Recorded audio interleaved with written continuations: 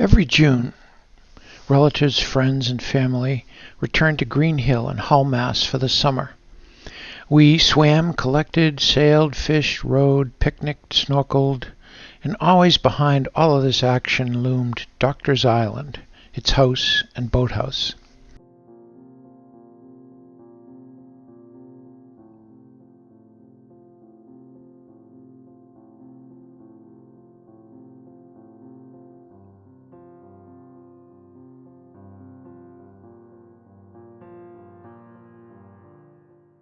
Whatever the season and mood of the sea, the island drew artists. It became a motif number one of the South Shore, as you can see in these drawings.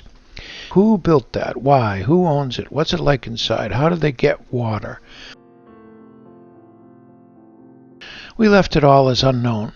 And then 60 years later, Al Buckley, a carver of wooden birds and builder of Forest Avenue, Cohasset, sent me the real story, this monograph from 1965 by Gilbert Tower. Mr. Tower writes, quote, originally by tradition a fisherman's shack, the oldest part dates to about 1867. Mr. Harry D. Reed of Boston became an early owner in the period when shooting coot was a popular sport. The gunners had strings of wooden decoys that when they anchored at a spot where the coot might stop for a rest.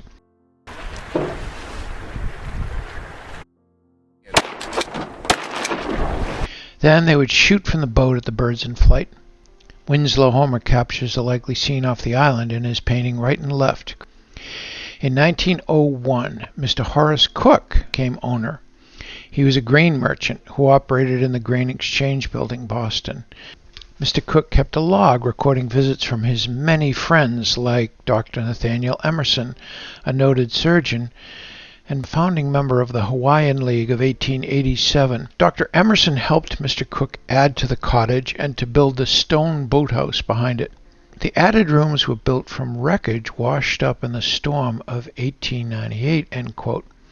While the bark Lucy Nichols wrecked off these black rocks in the Portland gale of November 1898. The hut saved 3 of the 5 crewmen off the Lucy. Joshua James and his Humane Society life-saving crew then rescued them. General Logan was once Mr. Cook's guest.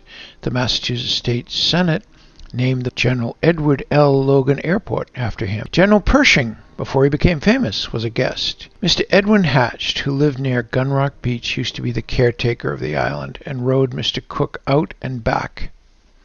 Mr. Cook died in 1943, leaving the island to Mr. George Hopkins. Mrs. Hopkins became the owner in 1958.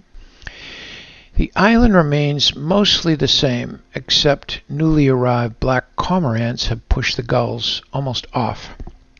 Green Hill also looks the same, except private year-round multi-million-dollar mansions have pushed over the humble cottages.